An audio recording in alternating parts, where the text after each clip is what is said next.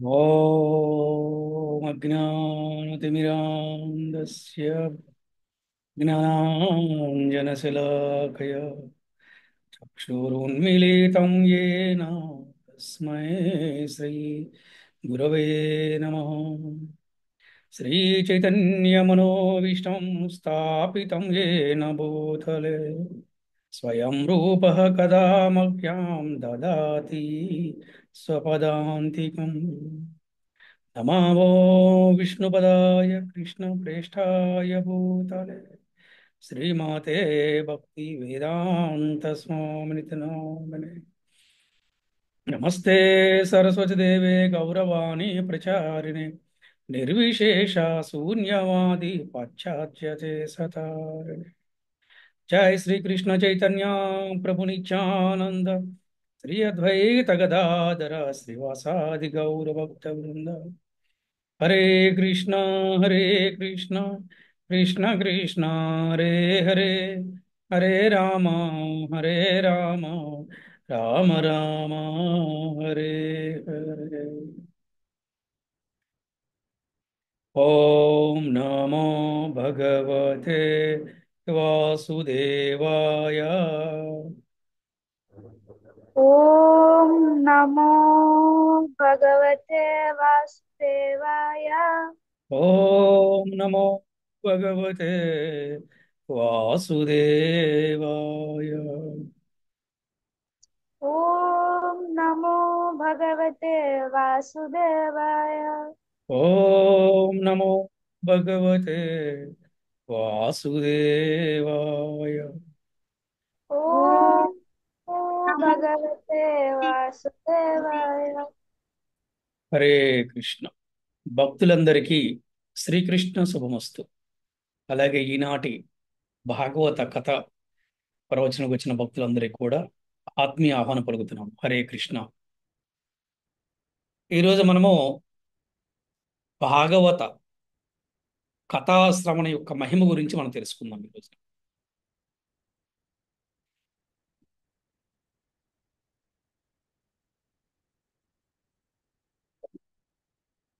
భాగవతం అంటేనే సప్తాహం. సప్తాహం అంటేనే భాగవతం అనేది అందరికీ తెలిసిన విషయమే. ఇది సర్వసాధారణమైంది. మనం గనక చూస్తే పూర్వము ఊర్లలో గనక ఎప్పుడు కూడా భాగవత సప్తాహాలు జరుగుతూ ఉండేవి. అందుకే ఆ రోజుల్లో మానవులకి పెద్ద కష్టాలు ఉండేవి కాదు. ఏమైనా చిన్న చిన్న కష్టాలు ఉన్నా కూడా అవి తెలిగిపోయాయి అనమాట. ఎందుకంటే భాగవతము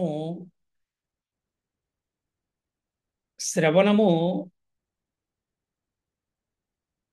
ఆ శ్రవణము అంత గొప్ప మహిమ ఉందన్నమాట. ఆ విధంగా భాగవతం అంటే సప్తాహము, సప్తాహం అంటే భాగవతం. మరి భాగవత సప్తాహం అంటే ఏంటి? అంటే 7 రోజులు భాగవతాన్ని వినడం అనే దాన్ని అర్థం అనమాట. అంటే భాగవత సప్తాహం అంటే సప్తాహం అంటే 7 అనమాట. 7 రోజుల పాటు భాగవతాన్ని వినడము అంటే శ్రవణం చేసి దాన్ని ఏమంటారంటే సప్తాహం అంటారు. ఆ విధంగా పరీక్షిత్తు మహారాజు ఈ గంగా నది దగ్గర ఆయన 7 రోజులు సుఖదేవ గోస్వామి ద్వారా ఆయన శ్రీమద్ భాగవతాన్ని వినడమే ఈ సప్తాహం అనేది ప్రారంభమైందనమాట. మనందరూ తెలిసిందే, పరీక్షిత్ మహారాజు శాపం ఉంది, 7 రోజులు చనిపోతారని. ఈ 7 రోజుల్లో నేను ఏమి చేస్తే భగవద్ధామ వెళ్ళాలని చెప్పేసి ఆయన ఆలోచన చేశాడు. మరి చాలా మందిని ఆహ్వానించారు. అప్పుడు ఒక ఆసనం వేశారు. అప్పుడే సుఖదేవ గోస్వామి రావటం, మరి వారు ఆసనం మీద కూర్చోవటం, అలాగే పరీక్షిత్ మహారాజుకి 7 రోజుల పాటు ఈ భాగవతం వినిపించారు. ఆ తర్వాత పరీక్షిత్ మహారాజు భగవద్ధామం చేరుకున్నాడని మనకి భాగవతం ద్వారా తెలుస్తుంది అనమాట. ఆ విధంగా పరీక్షిత్తు మహారాజు సప్తాహ శ్రవణంలో భక్తి యోగ పూర్ణత్వాన్ని సాధించగా 7 రోజుల పాటు భాగవతాన్ని కీర్తించి శ్రీల సుఖదేవ గోస్వామి పూర్ణత్వాన్ని సాధించాడు. అంటే ఇక్కడ మనం తెలుసుకోవాల్సింది ఏంటంటే,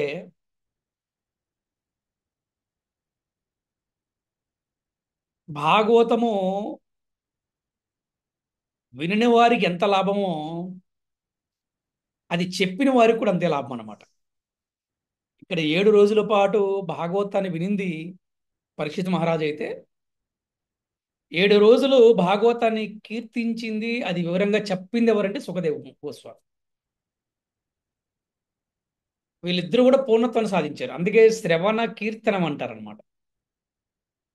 ఈ నవవేద భక్తి మార్గాలలో మనకి మొట్టమొదటి శ్రవణము, కీర్తనం అన్నమాట. అంటే శ్రవణానికి కీర్తనానికి అంత ప్రాధాన్యత ఉందన్నమాట. కేవలం శ్రవణము ద్వారా పరీక్షిత మహారాజు శ్రవణము ద్వారా అయినా భక్తి యుగంలో పూర్ణత్వం సాధించారని భగవద్ధామం చేరుకున్నారు ఆయన.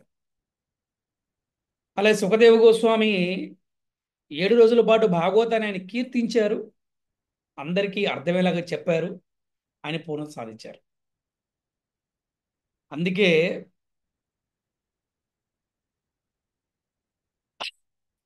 నిత్యం భాగవత సేవయ అంటారనమాట. నిత్యం భాగవత సేవయ. మన ప్రపంచం మొత్తం మీద మన ఇస్కాన్ మందిరాల్లో ప్రతిరోజు కూడా భాగవతం క్లాసులు జరుగుతూ ఉంటాయి. ఎందుకంటే నిత్యం భాగవత సేవయ అంటే భాగవతాన్ని నిత్యం కూడా వినాలి. ఎందుకు వినాలి అంటే, ఎన్నో కోట్ల జన్మలు చేసిన పాపాలన్నీ కూడా పటామంచలైపోతాయంటే భాగవత శ్రవణం చేయటం వల్ల. It is a fast purification. తొందరగా ఆ కర్మలన్నీ పోయి ఒక వ్యక్తి అతను పవిత్రుడు అవ్వగలనమాట. అంటే పతితుడు కూడా అతను పవిత్రుడు అవ్వగలడు నిత్యం భాగవత సేవ ద్వారా. ఆ విధంగా శ్రీకృష్ణ భగవానుడు ఈ యొక్క ఈ యొక్క భూలోకం నుంచి ఆయన ఈ భౌతిక ప్రపంచం నుంచి ఆయన సుధామానికి ఆయన గోలోకానికి వెళ్ళిపోయినప్పుడు ఇక్కడ అంతా కూడా అజ్ఞానాంధకారం వ్యాపించింది అనమాట. అజ్ఞానాంధకారం వ్యాపించింది. ఎవరికి ఏమీ, ఏదో కోల్పోయినటువంటి ఒక బాధలో ఉన్నారు అందరూ కూడా. ఎప్పుడు శ్రీకృష్ణ భగవానుడు అంతర్ధానమైనప్పుడు, ఒక దేశానికి రాజు లేకపోతే ఆ ప్రజల పరిస్థితి ఏంటి, అలాగే శ్రీకృష్ణుడు లేకపోతే భక్తుల పరిస్థితి ఏంటి, ద్వారకావాసుల పరిస్థితి ఏంటి, బృందావన వాసుల పరిస్థితి ఏంటి, మధుర వాసుల పరిస్థితి ఏంటి, కృష్ణుని ప్రేమించే వాళ్ళు ఎంతమంది ఉన్నారు చెప్పండి. ఆ విధంగా అంతా కూడా అజ్ఞానాంధకారం అయిపోయింది అనమాట. అటువంటి సమయంలో సూర్య సమానమైనటువంటి శ్రీమద్ భాగవతము ఉదయించి జనులకు వెలుగును చూపింది అనమాట. శ్రీమద్ భాగవతం ఎటువంటిది, ఎలాగ వర్ణించారంటే, సూర్యుని కిరణాలతో సమానంగా పోల్చారు. అంటే చూడండి, చీకటిగా ఉంది రాత్రి అంతా, పొద్దున సూర్యరంగంలో అందరికి కూడా ఒక రకమైన ఉత్సాహం వస్తుంది, దినచర్య మొదలవుతుంది అనమాట. అలాగే అజ్ఞానాంధకారంలో ఉన్నటువంటి యొక్క మానవులందరికీ కూడా శ్రీమద్ భాగవతం వచ్చి అందరికీ ఒక వెలుగును చూపించింది అనమాట. వెలుగును చూపించింది. అందుకని భయాన్ని నశింపజేసే కృష్ణ భక్తి కావాలంటే పరమ పురుషుడు శ్రీకృష్ణుని కథని, అంటే శ్రీమద్ భాగవత నిత్యం కూడా వినాలి. ఇంతకుముందు కూడా చెప్పుకున్నాం మనం, కృష్ణుడు సంబంధించిన 2 రకాల కథలు ఉన్నాయి. ఒకటిది కృష్ణుడు చెప్పిన కథ, రెండోది కృష్ణుడి గురించి కథ. అందుకని భయానికే భయం కలిగిస్తుందంటే కృష్ణ కథ, భయానికే భయం కలిగిస్తాడు శ్రీకృష్ణ భగవానుడు. అందుకే ఆయన పేరు ఒకటి ఉంది, అభయ. ఆయనకి ఇంకో పేరు ఉందన్నమాట, అభయ, అజుడు, అచ్యుతుడు. ఆయనకి చాలా చాలా పేర్లు ఉన్నాయి ఆయనకి, అనంతకోటి నామాలు ఆయనకి. అభయ, భయం లేనివాడు, భయానిగా భయం కలిగించేవాడు. సో అటువంటి భయం కూడా పోతుందంట కృష్ణ కథ వినటం వల్ల. భాగవతం అంటే ఏంటి, కృష్ణుడి కథలే కదా. కృష్ణుడి కథలు భక్తుల యొక్క అనుభవాలు, కృష్ణుడి లీలలు. ఆ భక్తులు కృష్ణుడితోటి వారి సంబంధం ఎలా ఉంది, ఆ భక్తులు కృష్ణ భక్తి చేసి ఏ విధంగా వారు పూర్ణత్వాన్ని సాధించారు, ఆ భక్తులు కృష్ణ భక్తిని చేసి వారు ఏ విధంగా అనుభవం చెందారు, ఇవంతా కూడా మనకి భాగవతం ఉంటాయి అన్నమాట. అందుకే ఆచార్యులు ఏం చెప్తారంటే నిత్యం కూడా భాగవతాన్ని వినాలి. అందుకే ఏం చెప్పారు? నిత్యం భాగవత సేవయ. ఒకటి పుస్తకము, అంటే గ్రంథము, ఇది భాగవతం. రెండోది ఏంటి? భాగవతులకు సేవ చేయటం. దీని ఏమన్నారు? నిత్యం భాగవత సేవయ. ఇదే మనకి భాగవతం ఉన్నదాన్ని యాజ్ ఇట్ ఈస్ గా మన ఇస్కాన్ ఫౌండర్ ఆచార్య భక్తి వేదాంత స్వామి ప్రభుపాదుల వారు ప్రపంచవ్యాప్తంగా ప్రవేశపెట్టారు. ఏంటిది? నిత్యం భాగవత సేవయ. అంటే ప్రతిరోజు కూడా మన భక్తులు భాగవతాన్ని వినాలి. అందుకే చూడండి, మన మందిరాల్లో, ప్రపంచంలో ఏ దేశంలో అయినా సరే, మన మందిరాల్లో ప్రతిరోజు భాగవతం ఉంటుందన్నమాట. దీన్ని మన ప్రభుపాదుల వారు ప్రవేశపెట్టారు. మరి ఇంతకు ఈ భాగవత శ్రవణ విధానము ఎప్పుడు మొదలైంది? ఎందుకు మొదలైంది? ఎప్పుడెప్పుడు జరిగింది? తెలుసుకుందాం మరి ఇప్పుడు మనం, కదా. ఎందుకు మొదలైంది, ఎప్పుడు మొదలైంది, ఎప్పుడెప్పుడు జరిగింది, అలాగే శ్రవణ ఫలితం ఏమిటి? సరే, మనం విన్నాము, శ్రవణం చేశాము, ఫలితం ఏంటి? అలాగే ప్రస్తుతం జరుగుతున్నది ఏమిటి అనేదే ఈ రోజు మనం చెప్పుకోబోయే కథ అనమాట.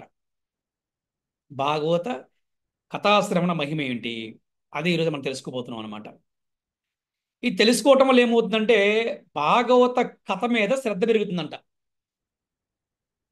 మీలో ఎవరైతే రెగ్యులర్ క్లాసులు రావట్లేదో వాళ్ళకి ఇంకా శ్రద్ధ పెరిగి ఇంక రెగ్యులర్ క్లాసులు రావడానికి ఇంకా ఇది మీకు సహాయపడుతుంది అనమాట. ఈరోజు చెప్పబోయే కథ ద్వారా.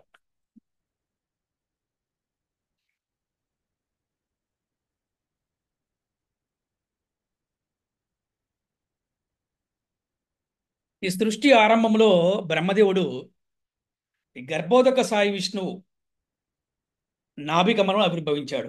మనం ఇంతకుముందు కూడా చెప్పుకున్నాం. అంటే భౌతిక సృష్టి ఎలా జరిగింది దీని ముందు క్లాస్ చెప్పుకున్నప్పుడు మనం తెలుసుకున్నాం. గర్భోదక సాయి విష్ణువు నాభి కమలం నుంచి గర బ్రహ్మదేవుడు ఆవిర్భవించాడు.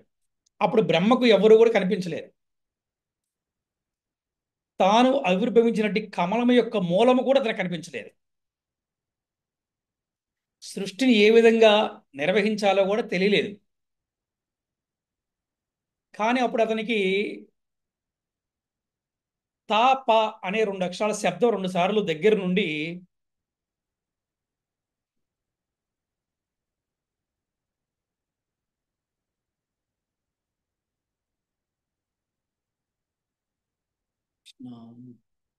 యా,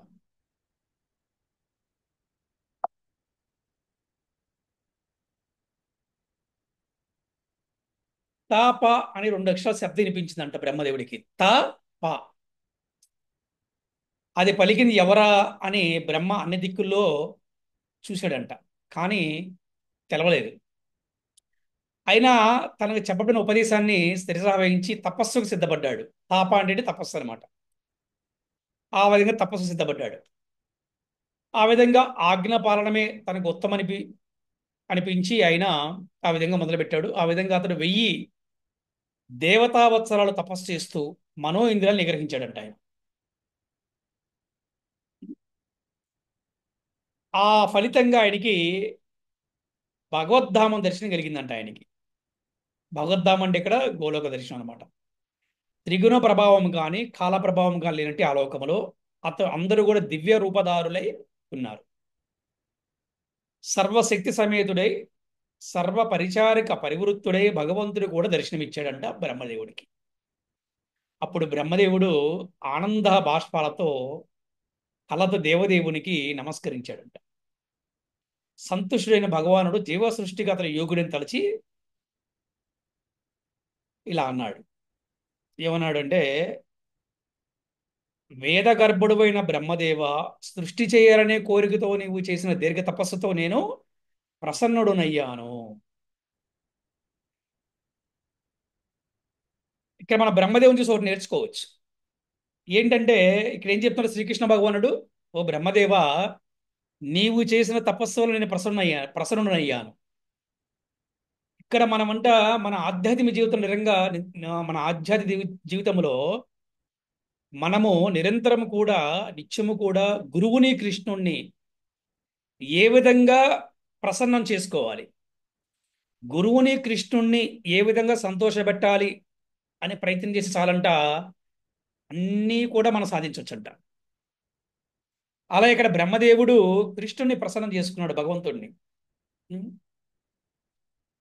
కపట యోగులుచే నేను ఎన్నడూ కూడా ముదమొందను, అంటే సంతోషపడను.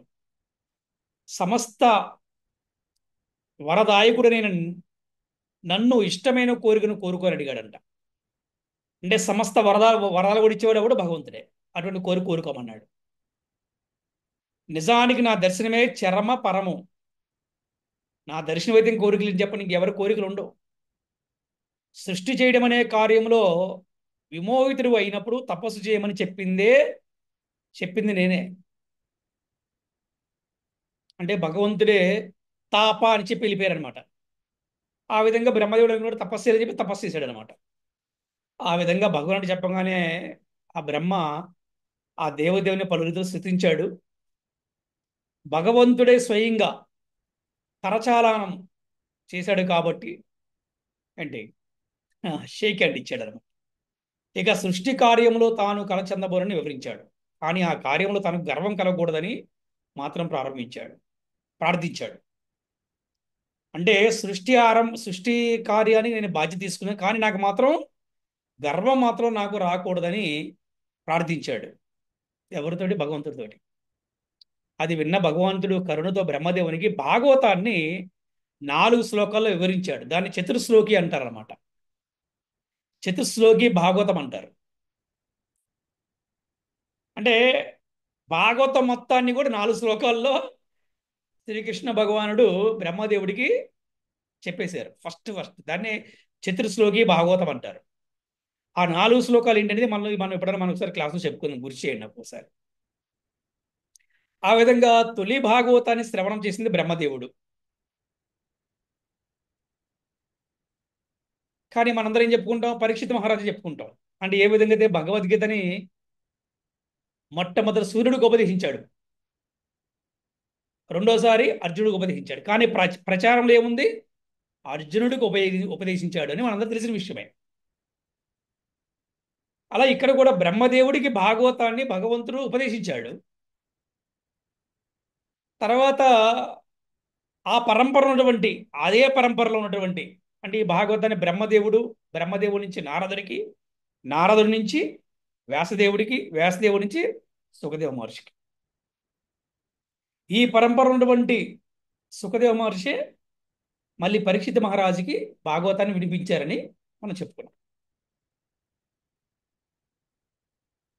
ఆ విధంగా ఏకాగ్రమైన మనసుతో భాగవత విషయాన్ని అనుసరిస్తే పాక్షిక ప్రళయ సమయంలో కానీ అంతిమ ప్రళయంలో కానీ ఏ విధమైన గర్వం అతనిని కలతపరచదని బ్రహ్మకు భగవానుడు వరం ఇచ్చాడు. అంటే భాగవత విషయాన్ని అనుసరిస్తే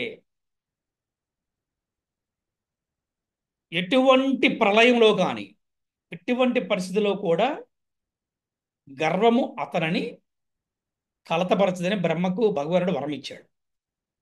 కేవలం బ్రహ్మకి లేదు, మనందరికి కూడా ఇచ్చాడు. అనుసరిస్తే ఏంటి భాగవతాలు ఏముంటుందంటే నిరంతరం కూడా కృష్ణ కథని వినండి, అంతే. తర్వాత భగవానుడు మరి అక్కడి నుంచి ఆయన వెళ్ళిపోయారు. ఆ విధంగా బ్రహ్మదేవుడు జీవ సృష్టించి మొదలుపెట్టాడు, జీవ సృష్టిని. ఈ విధంగా సాక్షాత్తుగా శ్రీకృష్ణ భగవాన్ నుండి భాగవతాన్ని వినడం ద్వారా బ్రహ్మ విశ్వ సృష్టి జీవ సృష్టి చేయగలిగిన వాడే తన కార్యాన్ని యథావిధిగా నిర్వహించగలిగాడు. ఆ విధంగా అటువంటి కార్యసాధనలో గర్వం కూడా చెందలేదంట. బ్రహ్మదేవుడికి మానసపుత్రుడైన నారదముని తన తండ్రిని వినమ్రముగా సేవించడం వలన భాగవతాన్ని కూడా ఆయన నుంచి విన్నాడు. ఆ విధంగా పరంపర రూపంలో భాగవత శ్రవణం కొనసాగింది. బ్రహ్మదేవుని మానసపుత్రుడు అంటే మనసు నుంచి పుట్టాడు నారదముని బ్రహ్మదేవుడికి, అందుకే మానసపుత్రుడు అంటారన్నమాట. సో ఆ విధంగా నారదముని విన్నాడు. నారదముని వ్యాసదేవుడికి, వ్యాసదేవుడి నుంచి మరి సుఖదేవ్ గోస్వామి. ఈ విధంగా ఈ పరంపరలో భాగవత శ్రవణం అనేది కొనసాగిందని చెప్తున్నారు అనమాట. మరి భాగవత శ్రవణాన్ని గురించి ఇంకో కథ కూడా మనకి భాగవతంలో 3వ స్కంధంలో వస్తుంది. అదేమిటంటే విదురుడు మైత్రేయుడు మధ్యలో జరిగిన చర్చ. ఏదో లేశమాత్ర సుఖం కోసం, అంటే ఏదో తాత్కాలికమైన సుఖం కోసం అనంతమైన దుఃఖాలలో చిక్కుకునేటువంటి వారి లాభం కొరకు చెప్పబడిందే శ్రీమద్ భాగవతం అంట. తాత్కాలిక సుఖం కోసం ఎన్నో దుఃఖాల్లో ఇరుక్కుపోతారనమాట, ఎన్నో కష్టాలు ఇరుక్కుంటారు, ఎన్నో ఇబ్బందులు ఇరుక్కుంటారు, ఎన్నో బంధాల్లో చిక్కుపోతారనమాట.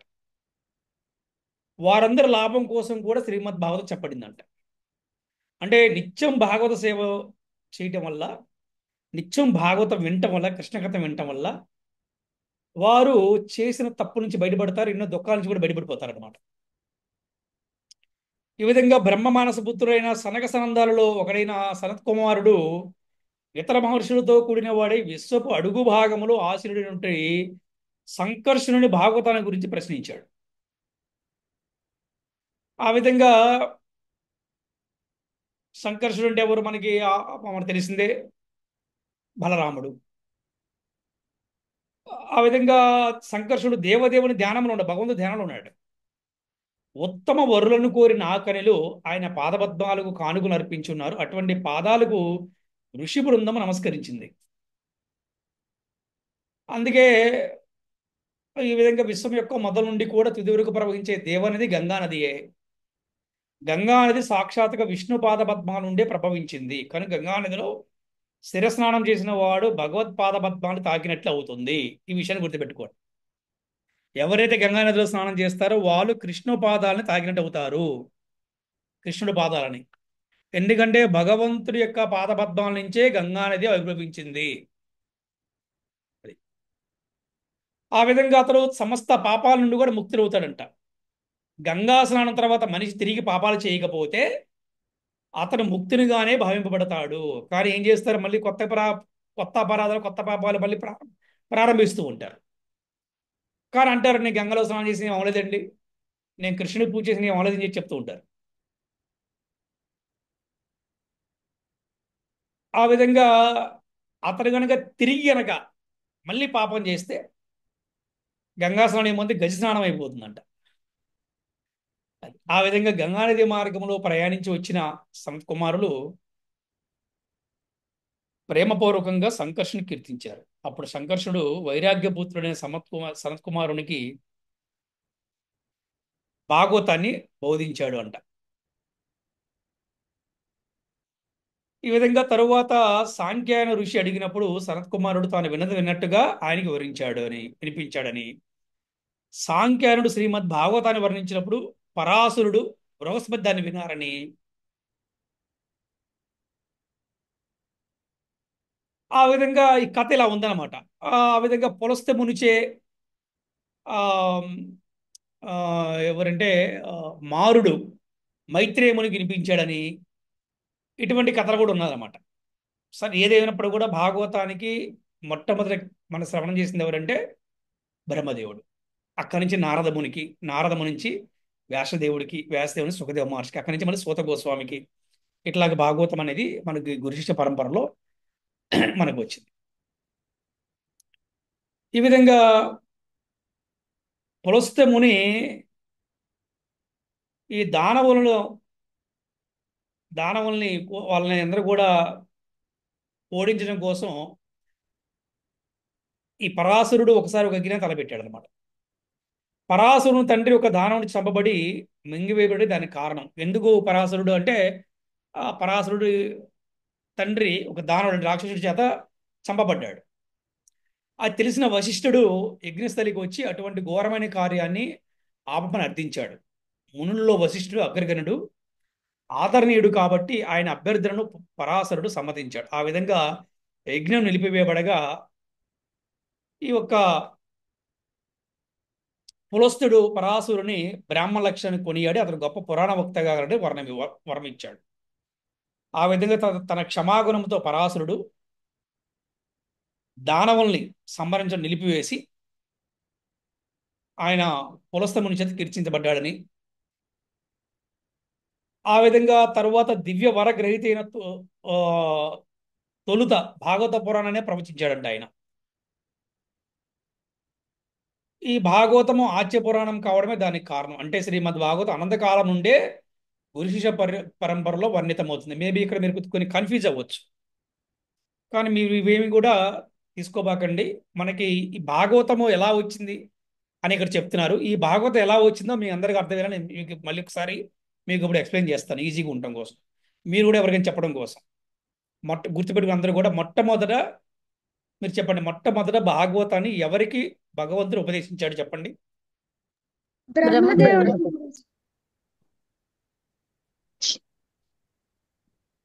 బ్రహ్మదేవుడికి ఉపదేశించాడు కదా. బ్రహ్మదేవుడు దాన్ని మళ్ళీ ఎవరికి ఉపదేశించారు? నారదుడు.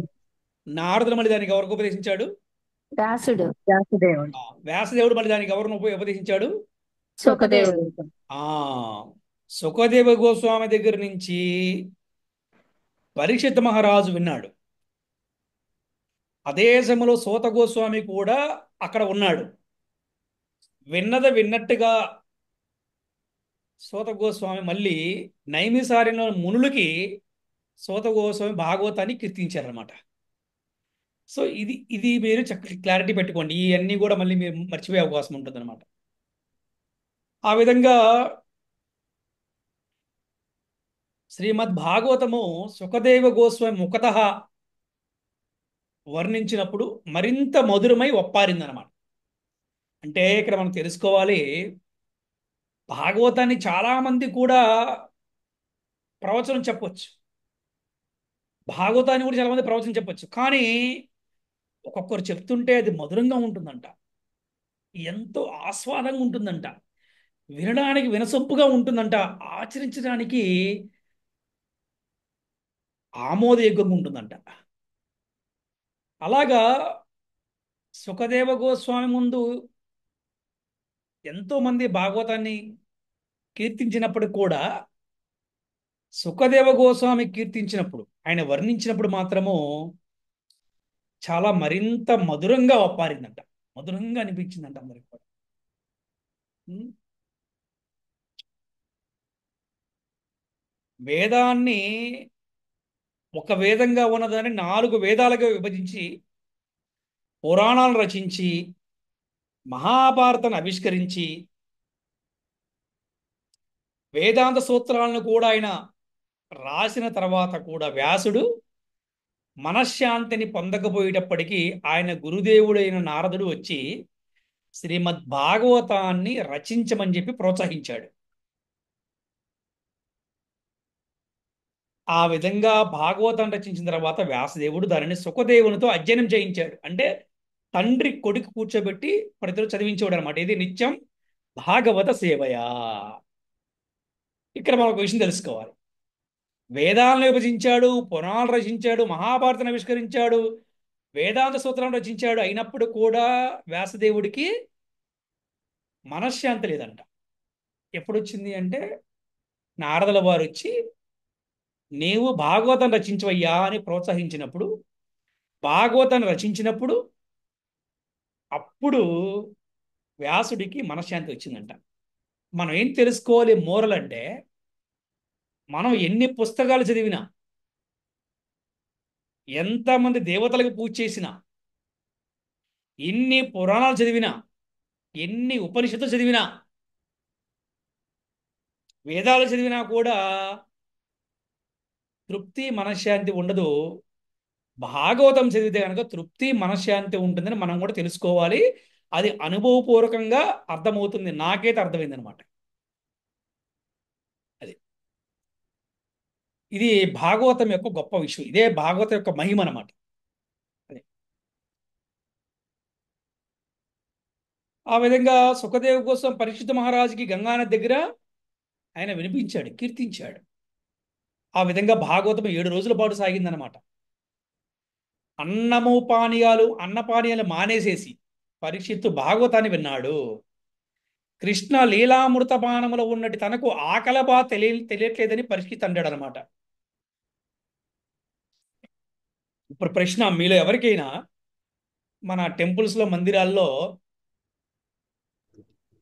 భగవద్గీత భాగవతం క్లాసు జరుగుతున్నప్పుడు నాకు అసలు ఆకలే వేయలేదు అన్న వాళ్ళు చెప్పండి, ఎవరైనా మన క్లాస్లో ఉన్నారా?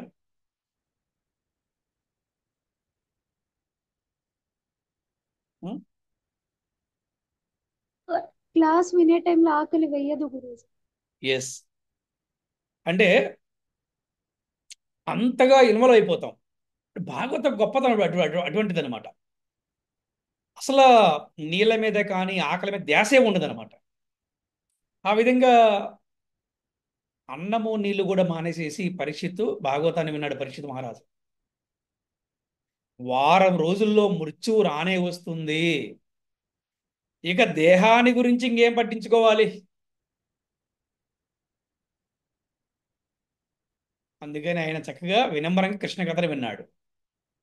ఆ సమయంలో సాక్షాత్తు నారదముని, వ్యాసదేవుడు కూడా వచ్చి భాగవతాన్ని విన్నారంట. ఆ సమయంలో శాపగ్రస్తుడైన పరీక్షిత్తు సర్వస్వాన్ని వదిలిపెట్టేశాడు. ఆ విధంగా ఎప్పుడైతే పరీక్షిత్తు భాగవతం మొత్తం విన్నాడో దేవతలందరూ వచ్చారంట, పుష్పవృష్టి కురిపించారంట. పుష్ప వృష్టి కురిపించారంట పైనుంచి. మేళాలు మోగించారు. ఋషుబందరు ఋషులందరూ కూడా కీర్తించారనమాట. ఆ విధంగా భాగవత ప్రధానుడైన పరీక్షిత్తు దివ్యలోక ప్రాప్తిని పొందే వరకు అక్కడే ఉందామని వారందరూ నిర్ణయించుకున్నారనమాట. అంటే పరీక్షిత్ మహారాజు ఆ భగవద్ధామానికి వెళ్ళేంత వరకు కూడా ఇక్కడే ఉందామని నిర్ణయించుకున్నారు అందరూ కూడా, ఋషి బృందం అందరూ కూడా, అక్కడ ఉన్న వాళ్ళందరూ కూడా. అది మరి పరీక్షిత్తుకి ఇటువంటి అవకాశం ఎలా వచ్చింది అసలు? ఇటువంటి భాగవతోత్తముడు ఎలాగయ్యాడు పరీక్షిత్ మహారాజు? ఎటువంటి అదృష్టవంతుడంటే, ఎటువంటి భాగ్యవంతుడంటే, ఎటువంటి పరమ భాగ్యవంతుడంటే పరీక్షిత్తు. చాలా మంది గర్భం నుంచి బయటకు వచ్చిన తర్వాత, వాడు పుట్టి పెరిగిన తర్వాత గుడికి వెళ్ళి స్వామి దర్శనం చేసుకుంటారు. కానీ గర్భంలో ఉన్నప్పుడే పరీక్షిత్ మహారాజుకి కృష్ణుడి దర్శనం అయిపోయింది. అందుకే ఆయన్ని పరమ భాగ్యవంతుడు అంటారు. ఆయన్ని మామూలుగా అంటారు అనమాట ఆయన్ని. ఆ విధంగా చిన్నప్పుడు కృష్ణుడి విగ్రహాలతో ఆడుకునేవాడు అంట. కృష్ణ విగ్రహాలతో ఆడుకునేవాడు చిన్నప్పుడు. అందుకే అంతటి భాగవతోత్తముని మళ్ళీ చూడడం వీలు కాదు కాబట్టి చివరి క్షణం వరకు వెనుతిరిగేది లేదని అనుకున్నారంట అక్కడ ఉన్న వాళ్ళందరూ కూడా. అందుకే అందరూ కూడా కేవలం అందరూ భగవంతు దర్శనం కోసం ప్రయత్నిస్తూ ఉంటారు. కానీ భక్తుల దర్శనం, భాగవతుల దర్శనం కూడా చాలా మహోన్నతమైందంట తెలుసా.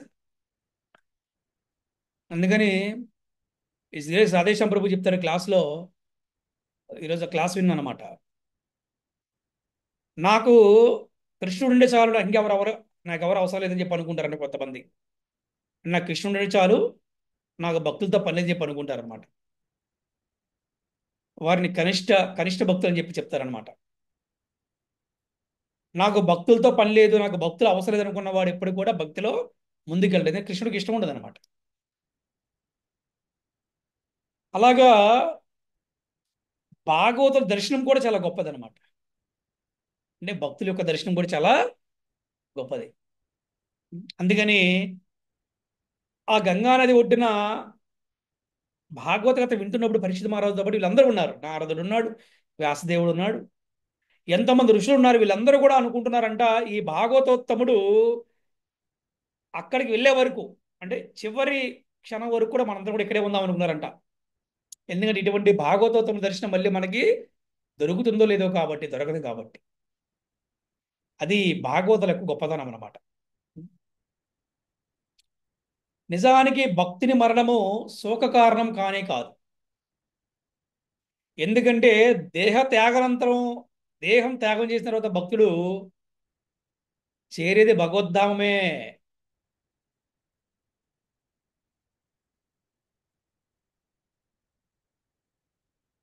ఒక విధంగా భక్తుడు కనబడకపోవటం బాధే, కానీ ఆ భక్తుడు ఎక్కడికి వెళ్తున్నాడు? భగవద్ధామానికి వెళ్తున్నాడు. అదే గనక భక్తి లేని వాడి మరణం అందరూ శోకమే, ఏడుస్తూ ఉంటారు నెలల తరబడి, కొంతమంది సంవత్సరాల తరబడి. కానీ భక్తుడి మరణం ఎలా ఉంటుందంటే అసలు శోకానికి అవకాశం లేదు. ఎందుకంటే అతను ఎక్కడికి వెళ్తున్నాడు? భగవద్ధామానికి వెళ్తున్నాడు.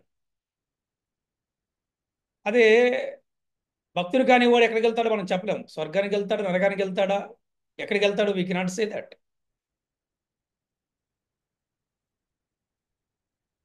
ఏ విధంగానైతే శ్రీకృష్ణుడు దర్శన దుర్లభుడో, అదేవిధంగా కృష్ణ భక్తులు కూడా దర్శన దుర్లభుడే. దుర్లభం అంటే ఏంటి? అది కష్టం. కృష్ణుడి దర్శనం అందరికి కాదు, కృష్ణుడి దర్శనం అందరికీ దొరకదు. దాన్ని దుర్లభం అంటారనమాట. కృష్ణ భక్తుల దర్శనం కూడా దుర్లభమే. అంటే వారి భక్త దర్శనం కూడా చాలా కష్టమే, అంత ఈజీ కాదు. అందుకే మహర్షులు పరీక్షిత్ మహారాజ్ చివరి క్షణం వరకు కూడా వేచి ఉండాలని నిర్ణయించుకున్నారు. అప్పుడు పరీక్షిత్ వారిది అన్నాడంట, బ్రాహ్మణులారా, సర్వావస్థలలో ప్రతివారి నిజమైన ధర్మం ఏమిటి? ముఖ్యంగా మరణము ఆసన్నమైనప్పుడు శుద్ధమైన ధర్మం ఏమిటి? దీన్ని వివరించండి అని చెప్పి అడిగాడు అనమాట. దీనికి సమాధానం చెప్పగలిగిన మహనీయుడు శ్రీల సుఖదేవ గోస్వామియే. అందుకే ఆయన అప్పుడు రంగప్రవేశం చేశారు. పరీక్షిత్ ఎప్పుడు అడిగాడు ఈ విషయాన్ని? సుఖదేవ గోస్వామి రాకముందు అడిగాడు. అందరిని ఆహ్వానించాడు, అక్కడ ఆసనం వేశాడు. అప్పుడు అడిగాడు, ఓ బ్రాహ్మణులారా, ఓ మునులారా, ఋషులారా, అసలు మానవుడి యొక్క నిజమైన ధర్మం ఏమిటి? ముఖ్యంగా మరణమాసన్నమైనప్పుడు చేయవలసిన శుద్ధమైన ధర్మం ఏమిటి అని చెప్పి అడిగాడు ఆయన. అప్పుడు దీనికి సమాధానం చెప్పగలిగిన శక్తి మా దగ్గర లేదనుకున్నారు వాళ్ళు. దీనికి సమాధానం చెప్పగలిగిన శక్తి సుఖదేవ గోస్వామికి ఉంది. అందుకే ఆయన వచ్చారు. ఆయన వచ్చిన దగ్గర నుంచే పరీక్షిత్ మహారాజు ఆయనకి నమస్కరించాడు. ప్రభు, జనులందరికీ ముఖ్యంగా మరణమాసనమై ఉన్న వారికి పూర్ణత్వ మార్గం ఏమిటి? అప్పుడు మనిషి వినవలసింది ఏమిటి? కీర్తించవలసింది ఏమిటి? స్మరించవలసింది ఏమిటి? దయచేసి చెప్పండి అని చెప్పి వినమ్రంగా అడిగాడంట. దానితో భాగవత కథాశ్రవణము ఆరంభమైంది. ఆ విధంగా సుఖదేవుని ముఖతః అంటే ముఖారంధము నుంచి జాలువారే అమృత ప్రవాహములో పరీక్షిత మహారాజు అమృతత్వాన్ని పొందాడు అంట. అందుకనే ఆనాటి నుండి భాగవత కథా శ్రవణము అనేది సప్తాహంగా రూపొందినట్లు భావించవచ్చు. కానీ భాగవతంలో చెప్పిన ప్రకారము భాగవత నిత్యము కూడా పఠించాలి, అంటే చదవాలి. శ్రద్ధతో చేసే భాగవత అధ్యయనము భాగవత సేవ అవుతుంది. ఇది కలియుగ ఆరంభంలో జరిగింది. నిత్యం భాగవత సేవయా. హరే కృష్ణ హరే కృష్ణ కృష్ణ కృష్ణ హరే హరే, హరే రామ రామ రామ హరే హరే. శ్రీల ప్రభుపాదికి జయ, శ్రీల గురుదేవ్కి జయ, గ్రంథరాజు శ్రీమద్ భాగవతం కి జయ. హరే కృష్ణ. భాగవత కథాశ్రవణ మహిమలో ఈ రోజున మనం మొదటి భాగాన్ని మనం చెప్పుకున్నాము. రేపు తిరిగి మళ్ళీ మనము రెండవ భాగాన్ని మనము చెప్పుకుందాం. ఓకే? హరే కృష్ణ. సో మీరు ఎవరికైనా సందేహం ఉంటే అడగవచ్చును. అలాగే ఈ రోజు చెప్పినటువంటి కథ ద్వారా మీరేం తెలుసుకున్నారు, ఈ కథలో మోరల్ ఏంటి, మీకు ఏం అర్థమైంది, మీరు వివరించవచ్చు. హరే కృష్ణ. దేవు గోస్వామి చెప్పటం వల్ల ఉమ్, ముఖార విందం నుంచి ఆ, వినగలిగినాము మనం అని తెలుసుకున్నాం గురుజీ. ఆయన పరీక్షిత మహారాజుకి ఉపదేశించారని తెలుసుకున్నాము. అజ్ఞానాంధకారంలో ఉన్నప్పుడు భాగవతము వినటం ద్వారా మనకి ఆ అంధకారంలో నుంచి బయటపడతామని తెలుసుకున్నాము. భయానికి భయం కలిగించిన వాడే భగవంతుడు అని తెలుసుకున్నాము. ఆ గర్భోదక స్థాయి నుంచి గర్భో గర్భోదక స్థాయి విష్ణువు నుంచి బ్రహ్మ ఆవిర్భవించారు, కమల పువ్వు నుంచి ఆవిర్భవించారని తెలుసుకున్నాము. ఆ ఆయన ఆ, కి పుట్టినప్పుడు ఏమీ కనిపించలేదు.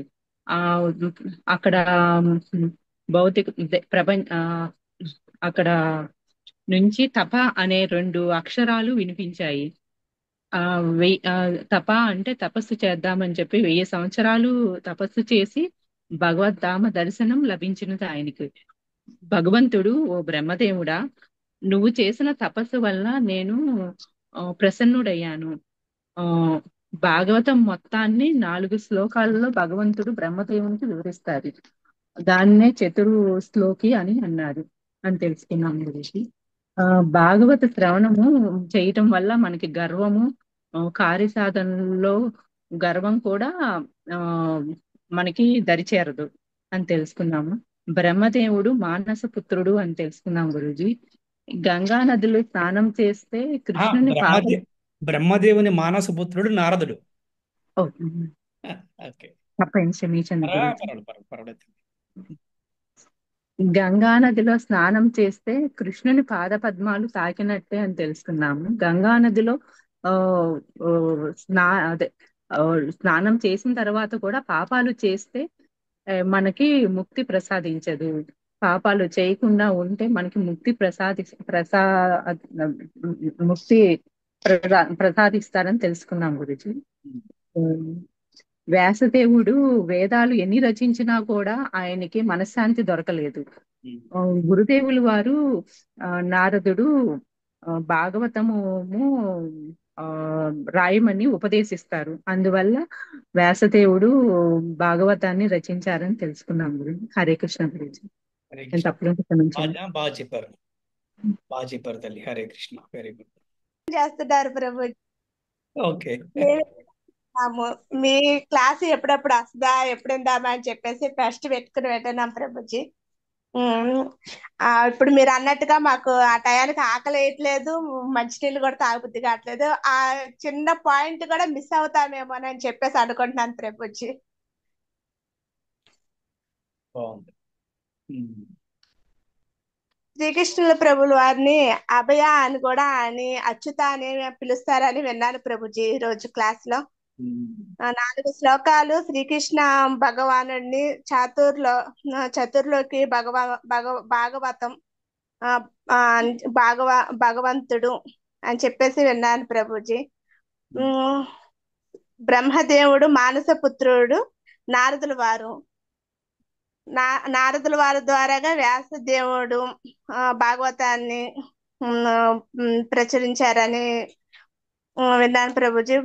వ్యాసదేవుడి నుంచి సుఖదేవ గోస్వామి సుఖదేవ గోస్వామి నుంచి పరిషత్ మహారాజు గారు పరిషత్ మహారాజు సుఖదేవ్ గోస్వామి చెప్పడం నయనకారణ్యంలో ఋషులందరూ కూడా విన్నారని ఈరోజు క్లాస్ లో విన్నాను ప్రభుజీ.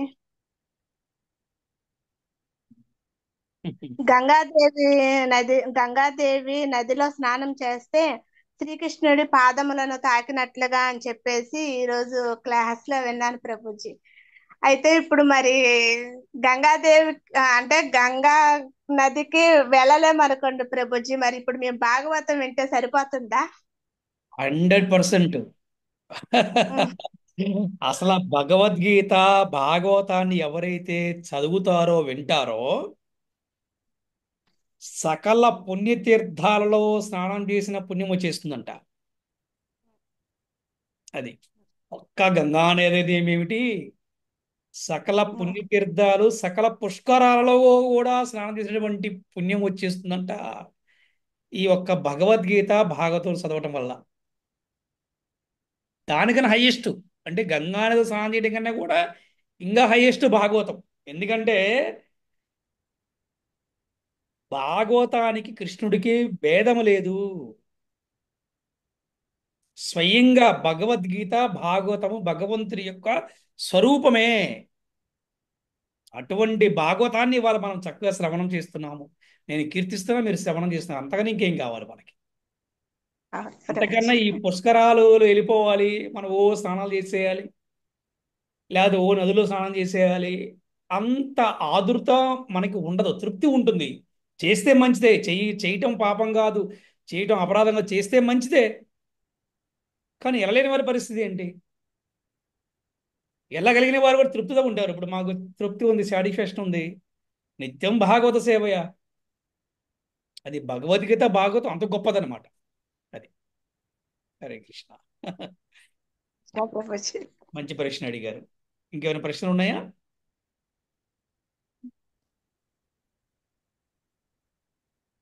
హరే కృష్ణ. మనకి భాగవతం ఎప్పుడు మొదలైందంటే పరీక్షిత్ మహారాజ్ తన మరణ సమయం దగ్గర పడుతుందని తెలుసుకున్నప్పుడు బ్రాహ్మణులందరినీ అడుగుతారు, ఒక మనిషి మరణ సమయం దగ్గర పడినప్పుడు ఏం చేయాలి. అప్పుడు శుక్దేవ్ గోస్వామి రంగ ప్రవేశం చేస్తారు. అప్పుడు పరీక్షిత్ మహారాజ్ ఎంతో వినమ్రతతో అడుగుతారు శుక్దేవ్ గోస్వామిని, ఒక మనిషి మరణ సమయం దగ్గరికి వచ్చినప్పుడు కీర్తించాల్సింది, శ్రవణం చేయాల్సింది, స్మరించాల్సింది ఎవరిని అని. శుక్దేవ్ గోస్వామి ఒకటే మాట చెప్తారు, భాగవత కథా శ్రవణం.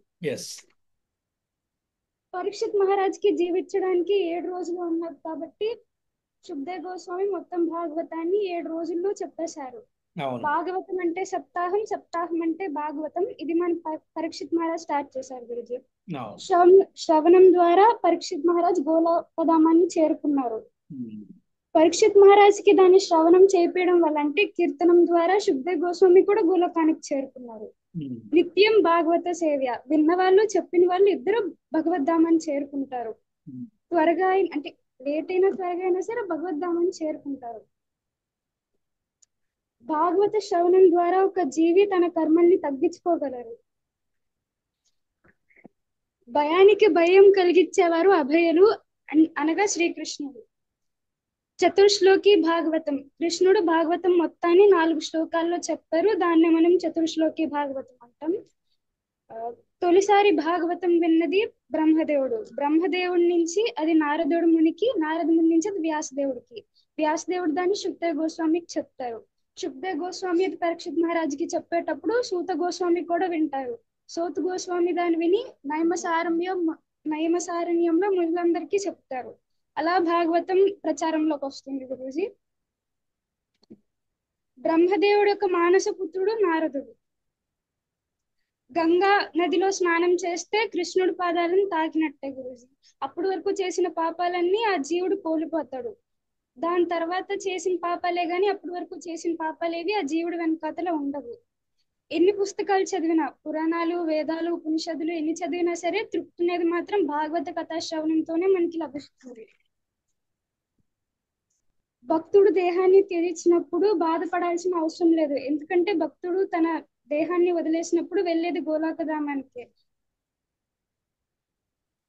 భగవద్ధామానికి చేరుకోవాలి అంటే నిత్యం భాగవత శ్రవణం చేయాల్సిందే గురూజీ. Hare Krishna Guruji.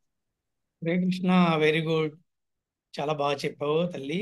Thank you. Hare Krishna. Thank you గురూజీ. సో మనందరం కూడా 3 సార్లు హరే కృష్ణ మహామంత్రం చెప్తూ ఈరోజు క్లాస్ ముగించేద్దాము. హరే కృష్ణ. హరే కృష్ణ హరే కృష్ణ కృష్ణ కృష్ణ హరే హరే, హరే రామ హరే రామ రామ రామ హరే కృష్ణ హరే కృష్ణ కృష్ణ కృష్ణ హరే హరే, హరే రామ హరే రామ రామ రామ హరే హరే, హరే కృష్ణ హరే కృష్ణ కృష్ణ హరే హరే, హరే రామ హరే రామ ప్రభుపాద పీछे श्री गुरु पीछे अनंत विष्णु भक्त वृंद की जय. हरि हरि बोल. हरे कृष्ण.